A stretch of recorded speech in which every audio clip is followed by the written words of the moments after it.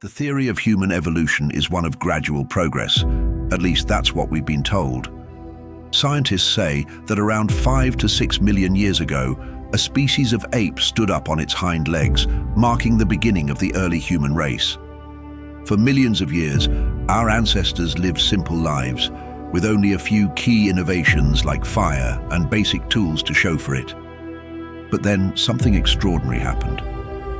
Around 20,000 years ago, human development took a leap so massive it defies explanation. From basic survival to building monumental structures like Göbekli Tepe, and then, within a span of just 12,000 years, to sending spacecraft into the cosmos. It's as if we suddenly had access to knowledge and technology far beyond our natural progression. How could such an abrupt transformation take place? This question has led many to believe that humanity's evolution wasn't entirely organic. The Anunnaki are often at the center of this mystery, believed by some to be otherworldly beings who visited Earth and forever altered the trajectory of human history.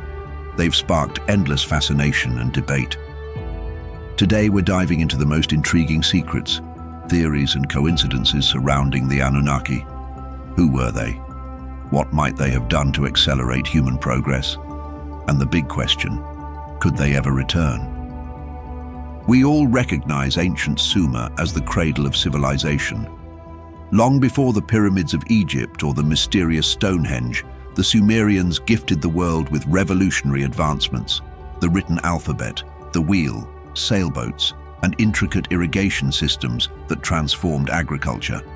Their cities were not only vast for their time, but were also meticulously organized under something remarkable called Namu, the first codified laws governing society. And that's not all. You've likely heard of their incredible astronomical knowledge, which laid the foundation for the duodecimal system. Think of the months in a year, and the sexagesimal system we still rely on today for minutes and seconds. Nearly 7,000 years have passed since their golden age, and here we are now, launching rockets into space and unraveling the mysteries of the universe. But here's where things get puzzling. Homo sapiens, our advanced species, has existed for over 300,000 years. That's an enormous span of time. So what exactly were we doing for the first 290,000 years? For millennia, progress has crawled at a snail's pace.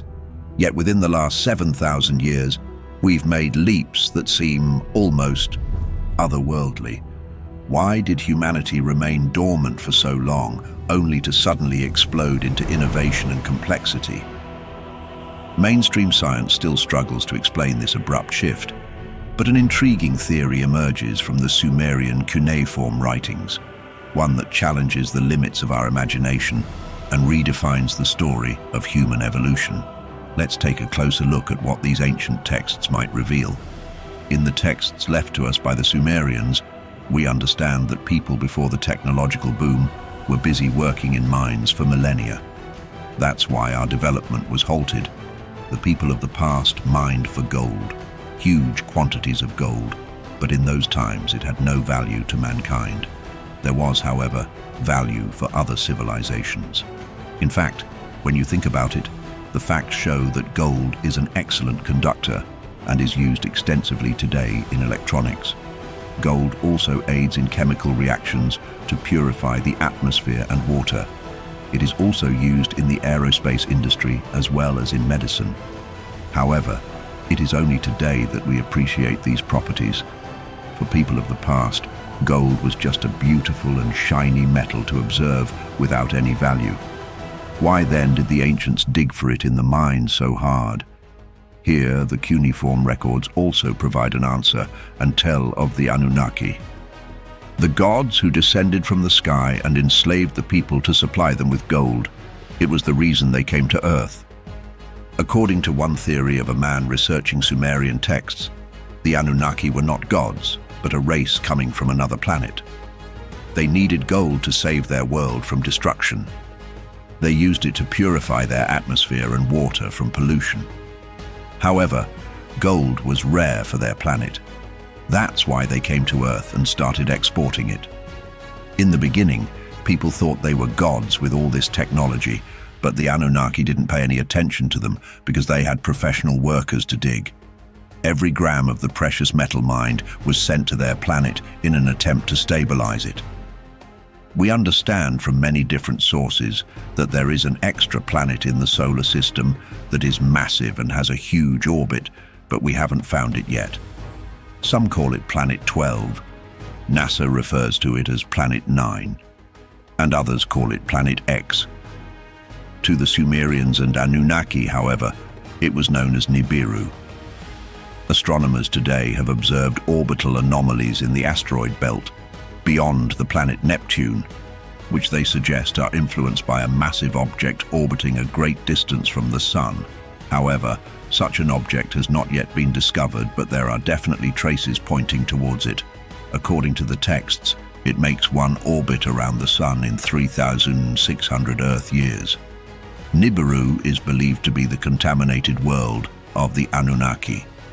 At some point, they realized that if they sprayed nanoparticles of gold into the sky of their planet, it would reflect the sun's rays and absorb the harmful radiation. They set out across the solar system in search of gold. So they came to Earth, which was extremely rich in this valuable material, and decided to establish a colony. What did the Anunnaki look like? According to several plaques found, the Anunnaki were 3 to 4 meters tall with elongated skulls and larger heads. Just a quick note, many ancient cultures around the world elongated their skulls to resemble those of the gods. The Anunnaki did resemble humans visually, but were often depicted with very rich robes. Their skin was fair-colored, and so were their eyes. They called themselves the Anunnaki, after their Anu king. He sent his 2 sons, Enki and Enlil, to Earth to guide the gold mining. Once the Anunnaki's colony on Earth was fully operational and their gold mining efforts began to stabilize their planet's atmosphere, they faced an inevitable problem.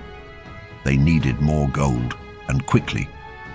Transporting tons of the precious material to Nibiru was proving successful, but their workforce couldn't keep up with the increasing demand. That's when they turned their attention to Earth's native inhabitants. Humanoids, our early ancestors, had already demonstrated some skill with tools and survival instincts, but they lacked the intelligence and physical capability for the grueling work required in the mines. One of the Anunnaki leaders, Enki, proposed an audacious solution, a genetic hybrid.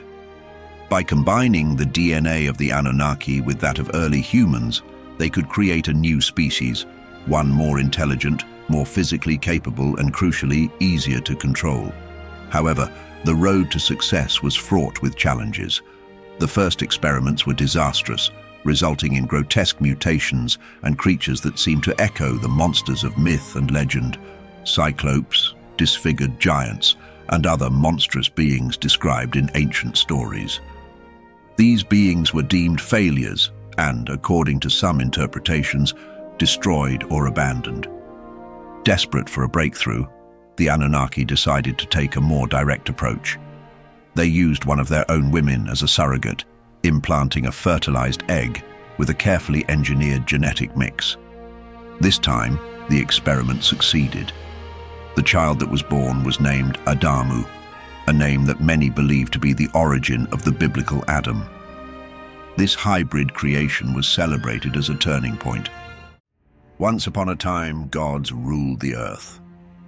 Unlike we believed, they did not just watch from the skies or issue commands to mortals. They directly governed humans for over 241,000 years. Who are these kings with such unbelievable timelines? What was their reign like? In the early 1900s, the world was not ready for what was coming. A team of archaeologists found a clay prism buried under the ruins of ancient Nippur. Led by a man named Hermann Hilprecht, this team made a startling discovery in Nippur, present-day Iraq. The clay prism was made of fragments not more than 8 inches tall. But the information on these tablets went on to defy every logic known to man. On this prism, called the Weld-Blundell prism, there was a list, and the list consisted of the names of kings. You heard that right.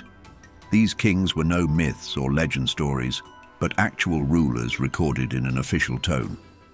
What's more interesting, the Weld Blundell prism had the names of dozens of rulers stretching back thousands of years. In no time, it was called the Sumerian King List. But it was not just the detailed names and descriptions of the kings that shocked scholars. It was the numbers. The tablets show that some of the earliest kings reigned for tens of thousands of years each. If the human lifespan averages 100 years, how was this possible? Does this mean the kings were non-human? If yes, what were they? Look at this. According to the king list, the first 8 rulers governed Earth for a combined 241,200 years. Some reigned for 28,800 years, others for 43,200. One king alone ruled for 36,000 years. But here's the twist. The document transitions smoothly from these impossibly long reigns into names and dates that modern historians can verify. Later kings, like Gilgamesh, have human lifespans and archaeological evidence of their rulership behind them. So, if the second half is real and verifiable, on what basis can we refute the first part of the list? This points to one thing. Perhaps these kings with longer lifespans were divine. But in case you missed it, and you wonder who the Sumerians are, they were one of the earliest civilizations to emerge on Earth. They were said to have lived in the Sumer region in southern Mesopotamia. This is present-day Iraq and Kuwait.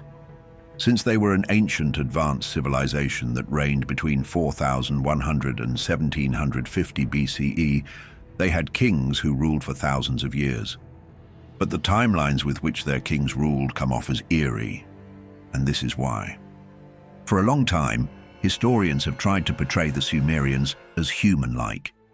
Because of this suggestion, one would expect their kings to also have a lifespan similar to humans. But with the kings list coming to the surface in the early 1900s, all we knew about the Sumerians has been challenged. Why are the reigning years of the first 8 kings unbearably long? As a comeback, historians write off the first 8 kings as symbolic. That is, those kings were just metaphorical storytelling from an early civilization. But why would the Sumerians use mathematically specific reigns to describe fantasy? It makes no sense. It gets more puzzling. Not only the Sumer civilization, but other ancient civilizations, Babylonian, Hindu, Egyptian, all mention rulers who lived for thousands of years before the Great Flood. That's right, the same Great Flood we all know. At the center of this divine order stood one name, Alulim. He was the first king of Eridu. But this was not all to King Alulim. The Sumerians dared to say this, that he was the first king of Earth. Ancient tablets describe Alulim as neither a tribal leader nor a warrior chief. Instead, he was portrayed as a figure of extraordinary wisdom and stature, elevated by celestial authority. He was chosen, not born, appointed, not elected.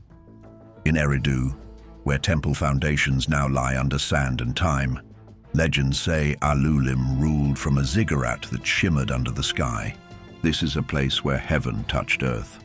His kingship marked the dawn of recorded rule, and perhaps this was the golden moment that showed that humanity was no longer alone. If that made you heave a sigh, brace yourself. The king list states that Alulim ruled for 28,800 years. Wait, what? Yes, not 100 or 1,000, but 28,800 years. Modern scholars tried to call a bluff and tag it symbolic. But the Sumerians didn't. They gave precise numbers rounded to the nearest 3,600 years. These weren't exaggerated estimates. They were cycles, patterns. Let's break it down. In Sumerian numerology, the number 3,600 was a base unit called a sar. Alulim's reign equaled exactly 8 sars. To the Sumerians, This wasn't absurd at all. Instead, they viewed it as a cosmic pattern. And when cross-referenced with ancient Hindu, Egyptian, and even biblical genealogies, similar thousand-year lifespans appear with uncanny frequency, and they always do, before a great global catastrophe. Whether symbolic or literal, these figures reflect a time when rulers were seen as something more. Not fully immortal, no, but they were definitely operating on different biological laws. King Alulim was the first of such bizarre breeds. However, in the 1970s, an author named Zecharia Sitchin introduced a radical idea. Alulim may not have been human at all. Based on his translations of Sumerian texts, Sitchin proposed that kings like Alulim were part of an extraterrestrial race known as the Anunnaki, who came from a distant planet called Nibiru. He argued that these beings started civilization and ruled over humans for tens of thousands of years. Of course, mainstream scholars dismiss his work, but Sitchin's theory still resonated with those who saw too many myths overlapping across cultures. If true, Alulim wasn't just a king, he was our first overlord. After the end of King Alulim's reign, kingship did not return to the sky. It passed to Alalgar, the second ruler of Eridu. According to the Weld Blundell prism, Alalgar governed the earth for an astonishing 36,000 years. This surpassed Alulim's tenure, extending the legacy of divine rule. King Alalgar's reign marked a continuation of an era when kings were not seen as mortals, but as caretakers appointed by forces beyond. But what was King Alalgar's rule like? Ancient Sumerian texts describe Alalgar as a figure of immense power and vision. He's credited with shaping early governance, spiritual order, and city building. Although there is little info about his life in the archaeological record, his name endures in multiple king list variants. However, one thing was certain. Eridu prospered under Alalgar. The city wasn't just a spiritual capital, but it evolved into a center of urban and sacred design. Structures aligned with celestial bodies, temples mirrored constellations. If you think Alulim ignited kingship, Alalgar made an institution of it. King Alalgar didn't descend from heaven. He built heaven on earth, starting with Eridu. But there was a problem with the great king's rule. Upon research, archaeologists uncovered ancient foundations in Eridu dating back to 5,400 BCE, including the remains of what may be the world's oldest temple. But what's strange is the sudden sophistication of it all. The layout, the engineering, the alignment, it suggests prior knowledge. This fuels the theory that Eridu, under kings like Alalgar, may have functioned as a staging post or even a colonial outpost for non-human intelligence. If you wonder why, you are not alone. Astronaut theorists argue that the architecture, the astronomical placement, and the sheer antiquity of Eridu imply intentional settlement, not evolutionary development like we thought. If Alalgar's 36,000-year reign was real, then what kind of being could live that long and still have time to build a city? An alien, perhaps. If Alalgar institutionalized divine rule, then Enmenluana, the third pre-flood king, expanded it, and he did so both in duration and influence. According to the Sumerian king list, Enmenluana ruled for a whopping 43,200 years. That's 12 Sars, a precise Sumerian numeral cycle. This is too deliberate to be fiction.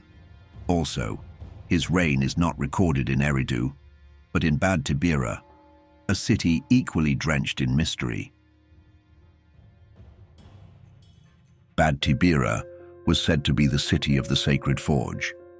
This is the place where divine metalwork and heavenly materials were first introduced to Earth.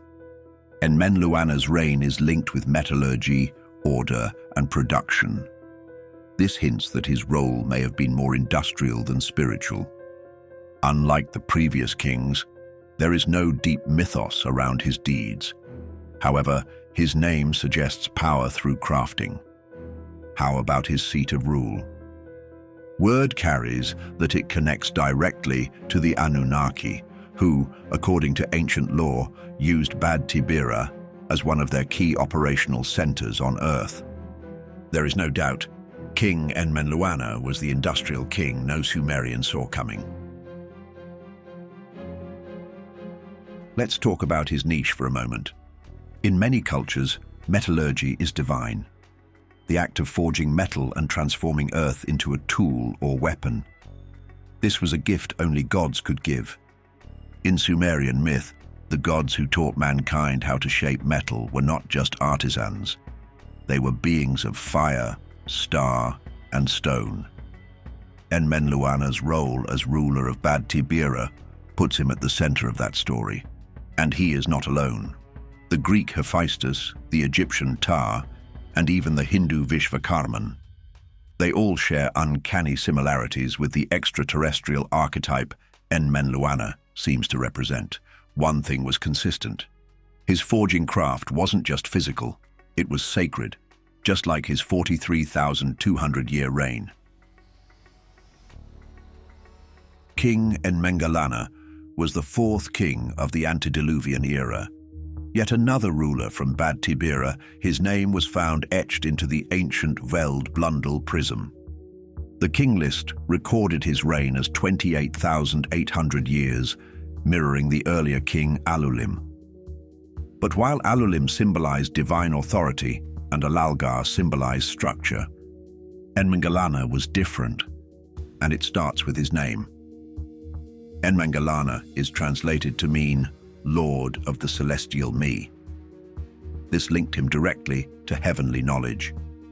In Sumerian tradition, Me refers to divine decrees gifted by the gods. Does this mean that Enmengalana had something more? Yes, he did.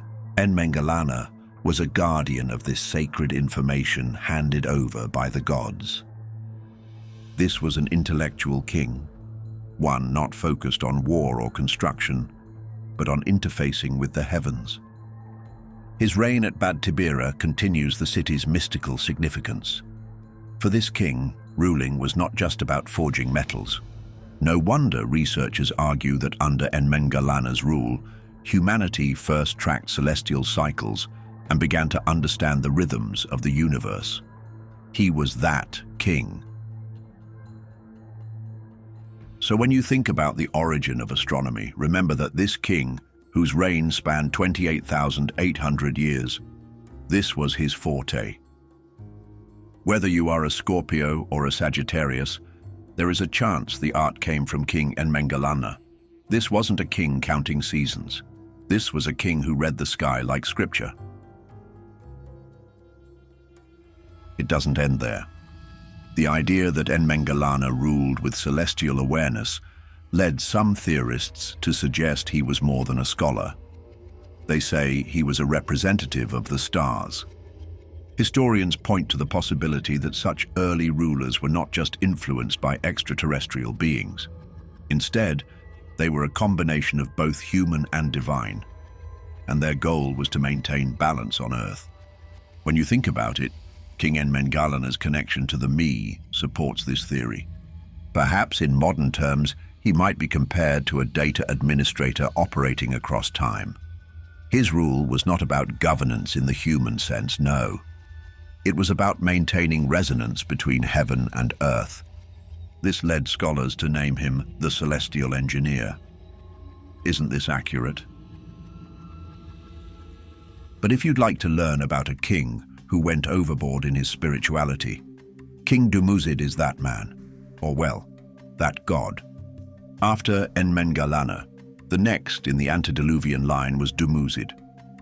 Also known as Dumuzi the Shepherd, his name appears not only on the Sumerian king list, but in later Mesopotamian myths. According to the list, he ruled for 36,000 years, reigning from the city of Bad Tibira, like his predecessor, Enmengalana. However, Dumuzi's story blurs the line between ruler and deity. How so, you ask? King Dumuzid wasn't remembered as a king of war or infrastructure. Instead, this king was remembered for his relationship with the goddess Inanna and his symbolic death and rebirth. You heard that right. He was the king who was said to die and be born again. This earned him the title Shepherd, as he was viewed as a strong and sacrificial leader. Another thing that makes Dumuzid unusual is that he transcends the king list. He shows up in the Epic of Gilgamesh, Inanna's descent to the underworld, and in numerous hymns. Unlike other kings, he was absorbed into the divine pool over time. His legacy was more than political. It was too good to be true. In no time, Dumuzid was no longer regarded as a man. The Sumerians began to view him as a god of vegetation, cycles, and the dying earth. His story echoed in later myths like Osiris, Tammuz, and even Jesus. In the myths, Inanna's descent to the underworld ends with Dumuzid being chosen to replace her. His punishment? Death for half the year to symbolize seasonal decay. But he always found a way to return every spring. The resurrection factor represents an archetype for most religions today. What do you think? Is King Dumuzid just being glorified after death, or was he always something more? King Dumuzid reigned for an auspicious 36,000 years. This is a number too exact and symbolic to ignore. What's more, his transformation from being respected as a king to being a god marked a turning point in the king's list.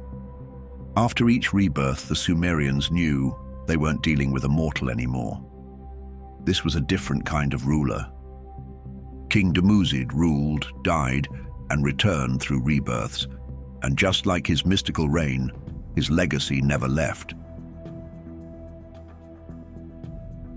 The next king on the Sumerian king list ruled not from Eridu or Bad Tibira, but from a city called Larak.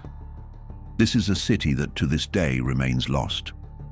His name was Ensipada, and like others before him, his reign lasted 28,800 years, a perfect 8 sars. Little is known about the king himself. He left behind no legends, no myths, no hymns, and yet his presence on the king list was precisely recorded. So what was special about this king? What sets Ensipada apart is not what we know about him, but where he ruled. The lost city, Larak. Larak is one of the 5 antediluvian cities listed in Sumerian myth as existing before the flood. But no physical trace of it has ever been found. This stark absence only deepens the queries. If the Sumerians revered these cities as holy, and Larak was one of them, what could have made it so important? Let's talk about Larak for a moment. Ancient texts mention Larak only in passing, rare, brief references. One time it was described as a city of healing and judgment, possibly linked to the deity Ninurta, god of war, agriculture, and law. On other grounds, scholars suggest Larak might have existed in the north of Sumer, possibly near the Tigris River. Others claim it could have been entirely metaphorical. Maybe it's a spiritual stronghold, not a geographical one, but it goes deeper than that. Some researchers dared to propose something bolder, that Larak, like Eridu, was a functional part of a global grid. That's to say that Larak was an ancient energy system established by the gods to regulate natural and spiritual energies across the land. In that system, Ensipada wasn't a king in the modern sense. Instead, he was a guardian of balance. His reign wasn't forgotten. Maybe it was just hidden along with the city he governed. Suspicious, right? The Sumerian kings list gets more interesting. Right after King Ensipada came Enmendurana, ruler of Sippar, another of the 5 antediluvian cities said to exist before the Great Flood. His reign, according to the king list, lasted 21,000 years, a number that aligns with Sumer's divine math system of stars and sacred cycles. Enmendu-Rana is known for more than just his years on the throne. Ancient texts refer to him as a king who had a special relationship with the gods. They called him the ruler who received divine wisdom directly from the heavens. Imagine communicating directly with the heavens. How supreme is that? If you think that is very intriguing, brace yourself. The most intriguing claim tied to King Enmendu-Rana is that he was taken to heaven without dying. This phrase echoes another ancient figure, Enoch, from the Hebrew book of Genesis. Do you remember him? Enoch was said to have walked with God and was taken without experiencing death. The parallels have led many researchers to draw direct comparisons between the two. Whose story is the truth? Or did one myth copy from the other? Maybe we will never know. In Mesopotamian texts, Enmendu-Rana is referred to as the one who was initiated into the secrets of the gods. He is said to have learned divination, astronomy, and celestial patterns while communing with divine beings. If you wonder how possible this was, King Enmendu-Rana was said to have communicated with these beings through a literal craft that took him high into the heavens. When you look at it, his ascension may not have been a mere metaphor. It could mean physical removal or perhaps a dimensional shift, placing him beyond normal human reach. This was no ordinary king. He was a bridge between the terrestrial and the divine. The next king on the Sumerian list had a different ball to play.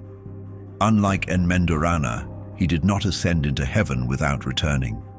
This was a different Sumerian king, and what made him special is that he was the last king before the flood. Enter King Ubara-Tutu. This is the last of the 8 antediluvian kings recorded in the Sumerian king list, and he was the ruler of the city of Shuruppak. His reign spanned a whopping 18,600 years, a duration that, while still far beyond human capabilities, is the shortest of the pre-flood kings. To the surprise of many, his rule marked a dramatic turning point in the narrative. His city, Shuruppak, was located on the banks of the Euphrates and has been excavated by modern archaeologists. It was real, and at some point around 3000 BCE, it was devastated by a massive flood. According to Mesopotamian texts, including the Eridu Genesis, Ubara-Tutu was the father of Ziusudra, the Sumerian counterpart of Noah. Like the Bible story, when the gods decided to flood the earth, Ziusudra was warned by the god Enki to build a boat. This elevates King Ubara-Tutu to more than a name on a list. King Tutu was the patriarch of the last generation before the Great Reset. This made him the end of an era, and the link between myth and memory. How surreal. But after King Ubara-Tutu's reign, something devastating happened. The Great Flood. The Eridu Genesis places the Great Flood immediately after Ubara-Tutu's reign. The king list even includes a sharp division. Then, the flood swept over. Unlike the earlier kings, Ubara-Tutu is tied directly to this catastrophe that cuts across global mythologies. From the biblical flood of Noah to the Greek story of Deucalion and Hindu tales of Manu, there was one huge flood sent to destroy the earth. And along with it went the great king, Ubara-Tutu. As humans flourished, building cities with knowledge passed down by the Anunnaki, a new light appeared in the sky. While humans marveled at its mystery, the Anunnaki recognized it as their home planet, Nibiru, nearing Earth in its long orbit. Having gathered the gold they needed to stabilize their planet, the Anunnaki prepared to leave. They knew Nibiru's approach would wreak havoc on Earth, but they abandoned their creation to its fate. As they departed, chaos unfolded. Earthquakes, volcanic eruptions, and tsunamis ravaged the planet. Nibiru's gravitational pull caused oceans to swell, culminating in a colossal flood that swept across the Earth. This, many believe, is the origin of the Great Flood, a tale echoed in countless myths, including the Bible. Yet not all the Anunnaki were willing to let humanity perish. Some intervened, instructing a man named Utnapishtim to build a vessel and save seeds, animals, and life itself. Utnapishtim's story, found in the Epic of Gilgamesh, predates Noah's tale by millennia, suggesting a shared memory of a cataclysm. When the floodwaters receded, humanity began anew, forever shaped by the Anunnaki's legacy. Did they truly leave, or are they still watching?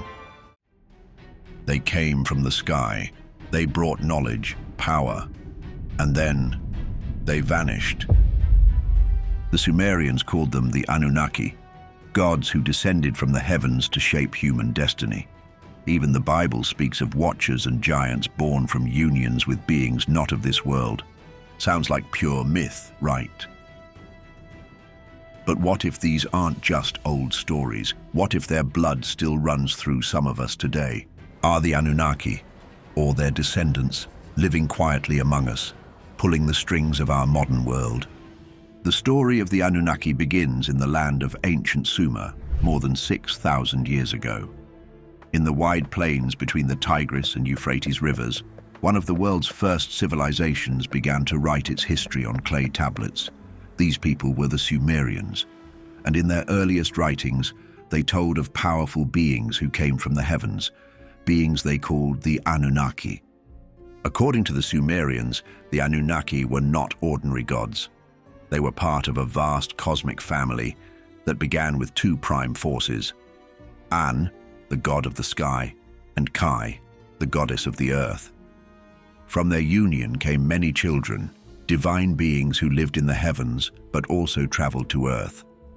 These celestial visitors became known as the Anunnaki, a name that means those who came from Anu, or simply, those from the heavens.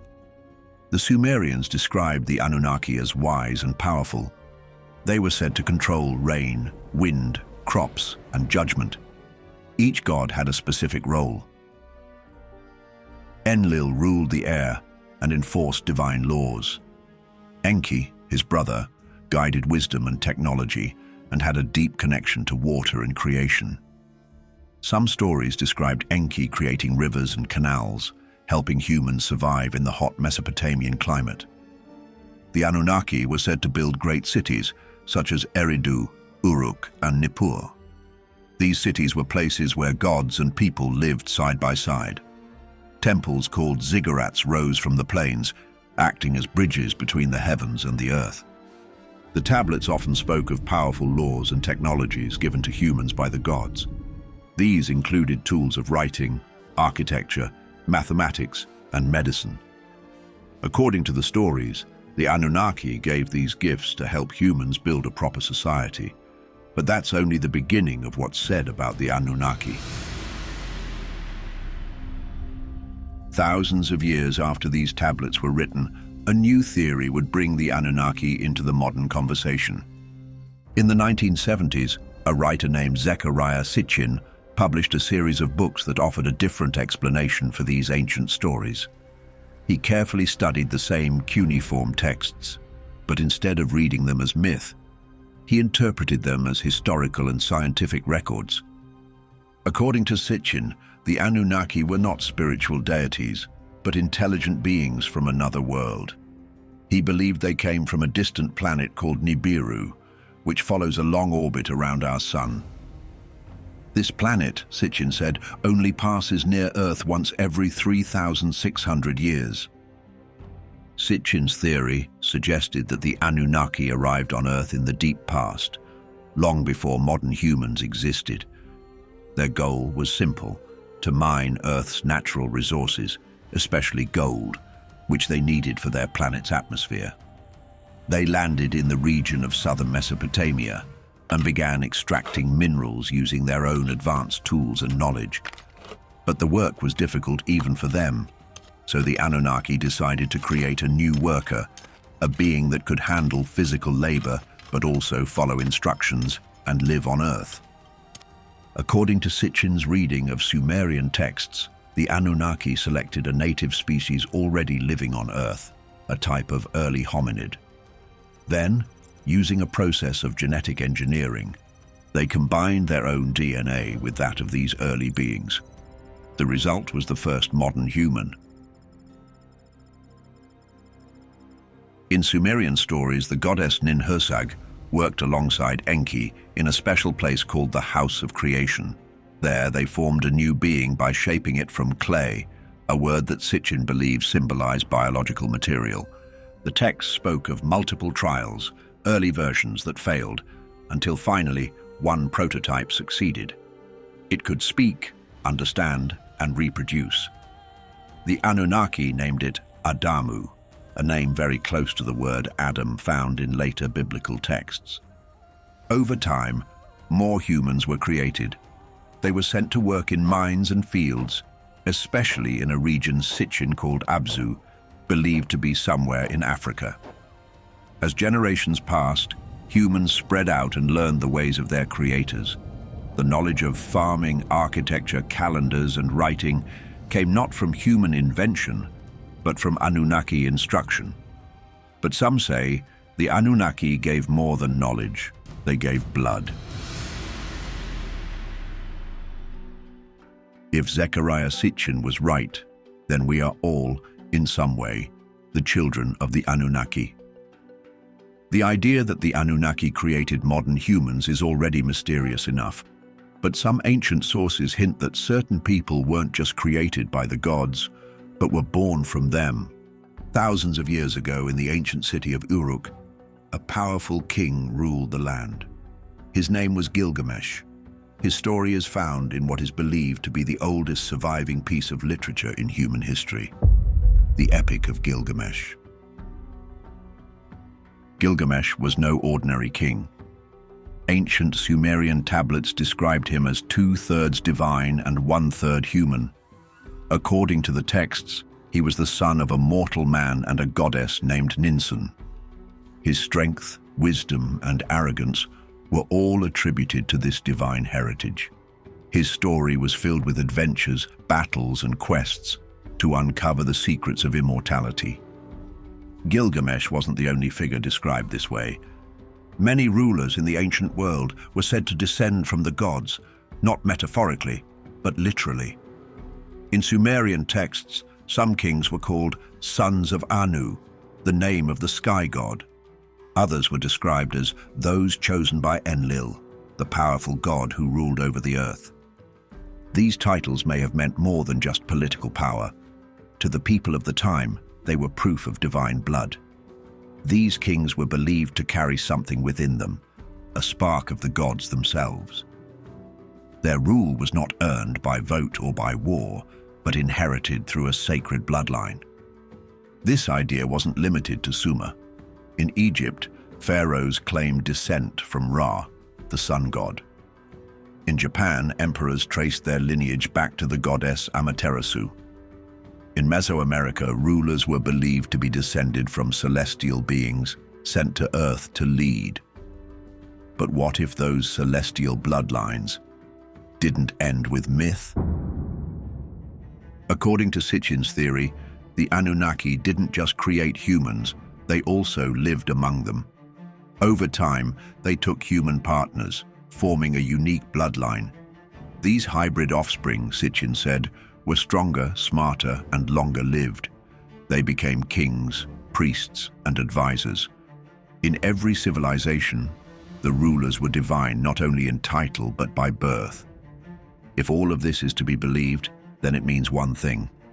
The world's royal families may be the true keepers of the Anunnaki gene. And because these traits were passed down through blood, the line had to be protected. That's why, throughout history, royal families have always married within a closed circle.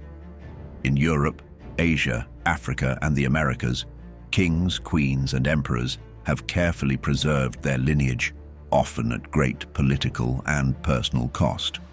This brings us to one of the most mysterious clues in modern science. the Rh negative blood type. Most people in the world, about 85%, have Rh positive blood. That means they carry a protein on their red blood cells known as the Rh factor or rhesus factor. But around 15% of the human population doesn't have this protein. For Rh negative individuals, receiving blood from a positive donor can trigger a serious immune reaction. Even more curiously, if an Rh negative woman becomes pregnant with an Rh positive baby, her immune system may attack the fetus, treating her own child as a threat. Doctors today can manage this condition with medication, but in the past, it often led to tragic outcomes. This biological barrier raised an important question.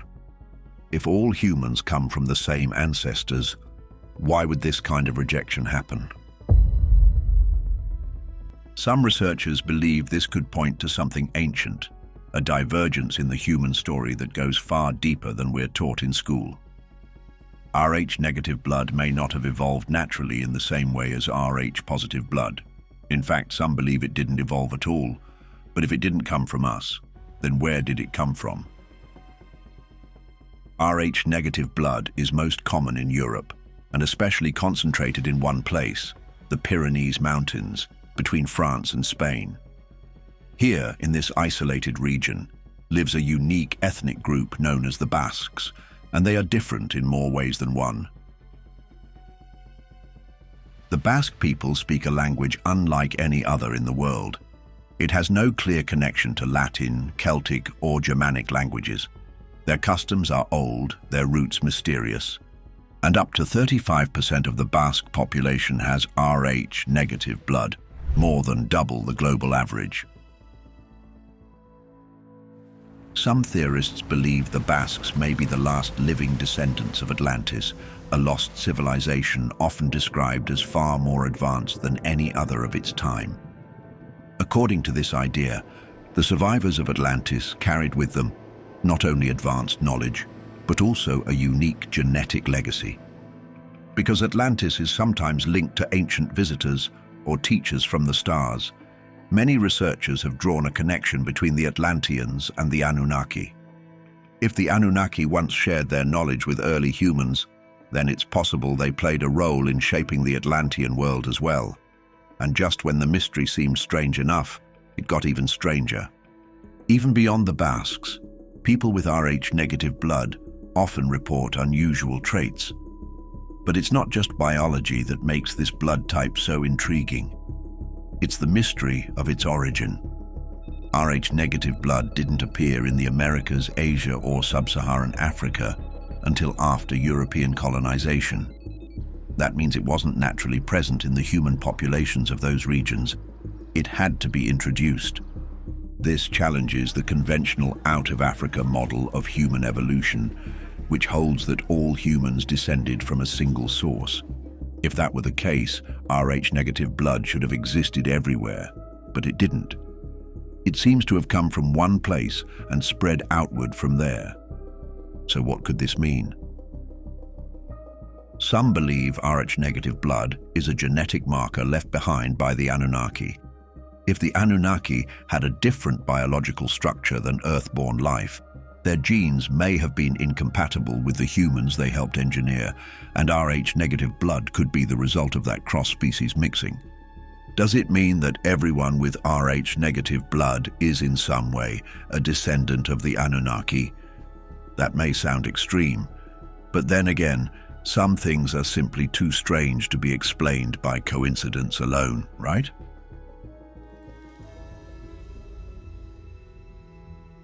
Another controversial voice in the world of ancient mysteries is a British writer named David Icke.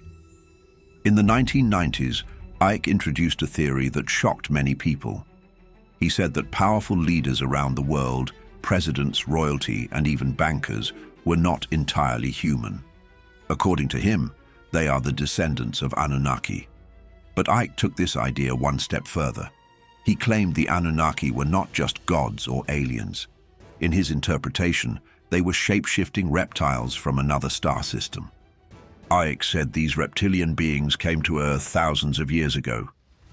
According to his book, The Biggest Secret, the Anunnaki hid in underground bases and began controlling human societies from behind the scenes. To do this, they needed to blend in. So, Ike claims, they created bloodlines, half human, half reptilian. These hybrid families were placed into positions of power across ancient kingdoms. Over time, these bloodlines spread into modern governments, royal dynasties, and secretive organizations. He believes that the ruling elite today, including the British royal family, American political dynasties, and wealthy banking families, all share a common genetic link. This is where the idea of blue blood takes on a new meaning.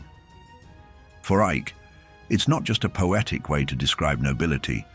He says it is literal, a different kind of blood, passed down carefully through generations, meant to preserve their connection to the Anunnaki. But that connection may have started in a place we were never meant to find. According to Ike, this bloodline goes back to a time before recorded history, when the Anunnaki arrived from a star system called Alpha Draconis. He says they established a center on Earth, possibly the same place that Sumerian tablets called Edin, the abode of the righteous ones. This place later became known as the Garden of Eden. From there, the Anunnaki began mixing with humans, not just to create life, but to rule it. Ike's theory explains why certain families have held power for so long. He believes they are not chosen by chance or by the will of the people, but by blood. He calls this system a global control network, one that operates quietly, using ancient knowledge and advanced technology. He also believes that these beings continue to influence modern events. Wars, financial crises, and even pandemics, Ike claims, are part of a long-term plan to keep humanity divided and distracted, while the hidden bloodlines maintain control. But he didn't stop there. What he said next was even harder to believe.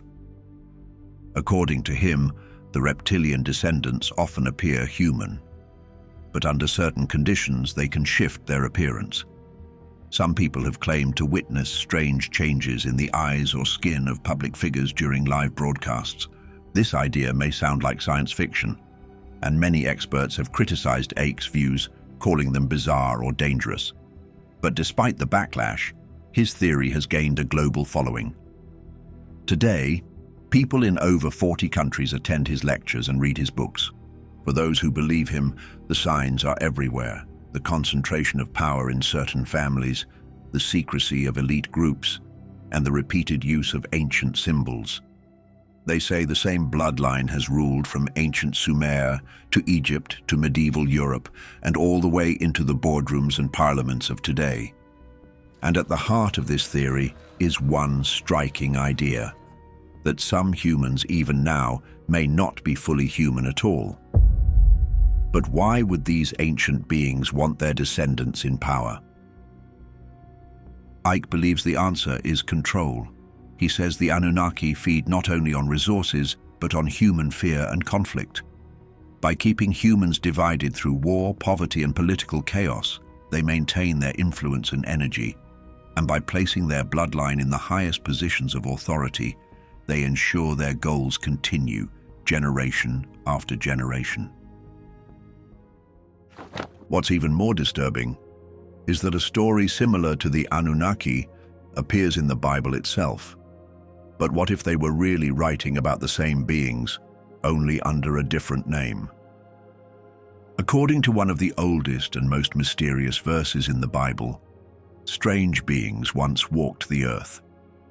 In the book of Genesis, chapter 6, verse 4, it says, "There were giants in the earth in those days, and also after that, when the sons of God came in unto the daughters of men, and they bare children to them." These giants are known as the Nephilim. Many researchers believe they were not just big people, but hybrids. According to this theory, the sons of God were not ordinary men. They were powerful beings from the heavens, Some believe these were the same entities known in Mesopotamian texts as the Anunnaki, advanced beings or fallen angels who descended to Earth. In this view, the Anunnaki of ancient Sumer and the fallen angels of the Bible are one and the same. Both are described as beings who came from the sky, shared advanced knowledge, and later crossed a forbidden line, mating with human women. Their children were the Nephilim, a race said to be taller, stronger, and more violent than normal people. These Nephilim became feared across the ancient world. Their presence, some believe, was one of the reasons for the Great Flood. In the story of Noah, God sees the earth filled with corruption and violence and chooses to wipe out nearly all life. The Bible suggests the Nephilim were destroyed in the flood, but that might not be the full story. In later books of the Bible, after the time of Noah, strange groups begin to appear again, people who were taller, stronger, and more terrifying than normal men. The first are the Anakim. These giants were described in the Book of Numbers when Israelite spies entered the land of Canaan. The spies returned with a warning. "We saw the Nephilim there. The descendants of Anak come from the Nephilim. We seemed like grasshoppers in our own eyes." The Anakim were believed to be direct descendants of the Nephilim. They lived in fortified cities, high in the hills. In some texts, they are even described as the sons of Anak, a mysterious figure who may have been a post-flood hybrid himself. Another group mentioned in the Bible is the Rephaim. They were also giants and lived in the same region. Some of their cities were described as having enormous stone beds and dwellings. Other names appear too: the Emim, the Zuzim, and the Zamzumim, all said to be mighty and large people who once lived in the lands around Canaan. Over time, many of these giant tribes were pushed out or defeated by the Israelites. Some escaped to Philistine cities on the coast, where one of the most famous giants in history would later appear. One of the last known giants in the Bible was Goliath. Described in the first book of Samuel, he was a warrior from the city of Gath. He stood over 9 feet tall and wore armor too heavy for most men to carry. Goliath's size, strength, and fearsome presence made him unlike any normal soldier. Many believe he was a direct descendant of the Anakim, one of the last living reminders of the Nephilim bloodline. Some theorists believe traces of Nephilim DNA still exist in certain human families, especially those tied to ancient tribes, royal lines, or priesthoods. These people might not be giants, but they may carry something unusual in their genes: strength, intelligence, or even a different kind of blood. So, are the Anunnaki descendants among us today? The truth is that we may never know for sure if today's royal families carry the blood of the Anunnaki, or if world leaders really have blue blood from shape-shifting reptiles who came from the stars. But one thing is clear: something once walked this earth that was not fully human. In modern times, stories have surfaced that seem to echo the ancient tales, stories of giants with strange features and impossible strength, seen by people who had no reason to lie. Take, for example, the giant of Kandahar. In 2002, during a military mission in the remote mountains of Afghanistan, a group of American soldiers came upon a strange cave. What they found inside would never appear in any official report. According to interviews with former military personnel, a massive humanoid creature emerged from the shadows, at least 12 feet tall, with fiery red hair, pale skin, 6 fingers on each hand, and a weapon the size of a telephone pole. The creature attacked with incredible speed, killing one soldier instantly. The rest opened fire, using everything they had. After a long battle, the giant finally collapsed. But before anyone could document it, a helicopter arrived, took the body, and flew off. It was never seen again. The military went silent, but the soldiers never forgot. Then there's Lovelock Cave in Nevada. Back in 1911, miners searching for bat guano stumbled upon something much more shocking: the preserved remains of red-haired giants, measuring between 8 and 10 feet tall. Archaeologists recovered sandals over 15 inches long and tools made for hands far bigger than ours. Local native tribes, like the Paiute, had long told stories of the Sitekar, a race of violent red-haired giants who once roamed the region. Mainstream science has tried to explain the red hair as a trick of time and temperature. But similar legends exist all across the Americas, and all of these modern theories echo what was written in ancient Sumer, in Genesis, and on temple walls across the world. So maybe the question isn't if the Anunnaki have descendants walking among us. Maybe the real question is, have they ever truly left?